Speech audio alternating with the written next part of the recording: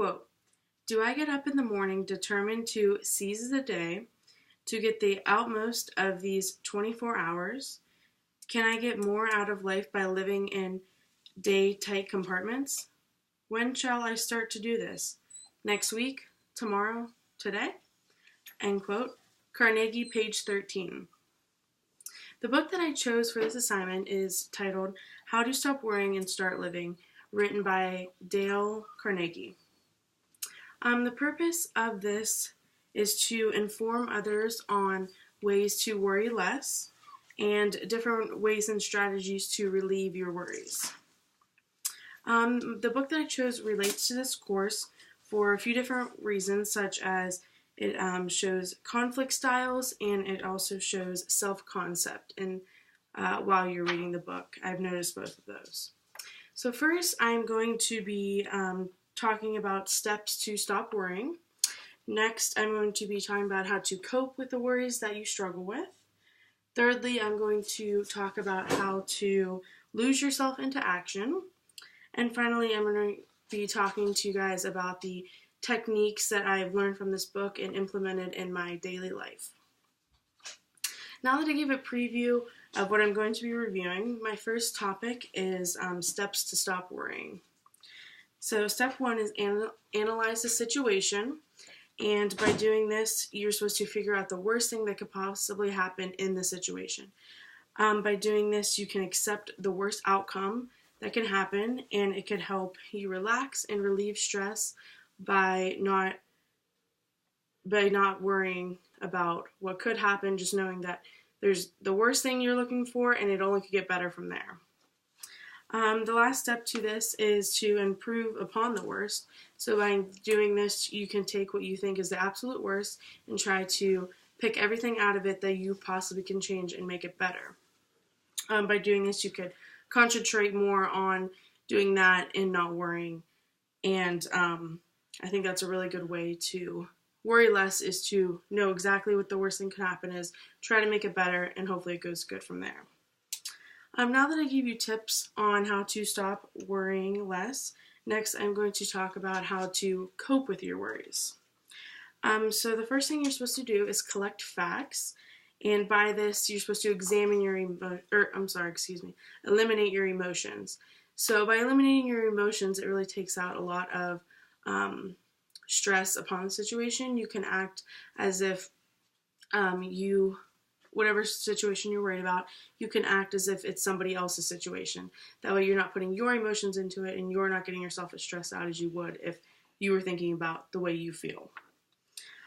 Next is you're supposed to collect the worrying facts, and by doing this you're picking out just the facts that you're worried about, not all the other facts that are irrelevant to the worry problem itself. And then you're supposed to choose from two different extremes of the situation, and by doing this you are picking the extreme of the worst and the extreme of the best. And by doing this you can break down both sides of how you feel, and usually most people have said that choosing somewhere in the middle is the perfect answer to help you stop worrying. You could have your two sides. You have the worst, the best, and usually somewhere lies in the middle is the answer to the worry. So after exploring how to cope with the worries, now I will tell you how to lose yourself into action. This is probably one of my favorite strategies that I have found. So with losing yourself into action, you're supposed to focus on bettering yourself and not worrying as much about others, and kind of worry more of yourself, which might sound silly, but a lot of people worry about how others think of them, and sometimes they just need to go straight to the source, which is yourself. So don't leave any room for you to worry. Just keep yourself going with action, and decide the successful action, and then act upon it as the last step. By acting upon it, you're not just sitting around worrying, oh, what could happen? What could go wrong? You were just going straight to the source, finding your problem, taking it and putting it right into action to fix it right away and not to worry. So after informing you on how to lose yourself into action, next I will give you insight on how I integrated these into my daily life, And so the first is steps to stop worrying. So I followed the 3 steps that I listed the first time. And by doing these, I found that it created a lot less stress for me.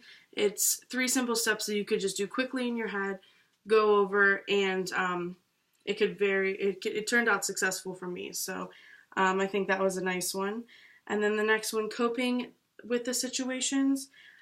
Choosing from 2 extremes like I did in my daily life is whatever I was worried about, pick the worst and the best, and it helped me find a middle ground of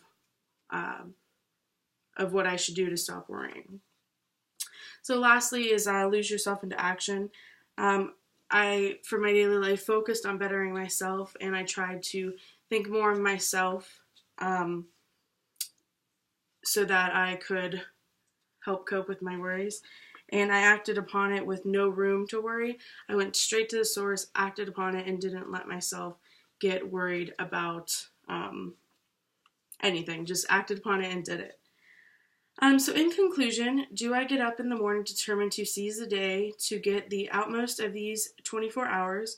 Can I get more out of life by living in day-tight compartments? When shall I start to do this? Next week, tomorrow, today? End quote, Carnegie, page 13.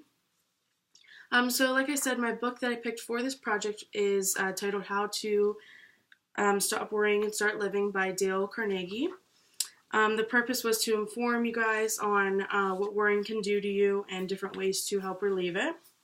It relates to this course by showing conflict styles and self-concept throughout the book. So first I talked to you guys about the steps to stop worrying. Then I talked to you guys about how to cope with the worries. Thirdly, I told you guys how to lose yourself into action. And finally, I listed my techniques and how I implemented them into my daily life. So when will you stop worrying and start living? Next week, tomorrow, today. Thank you.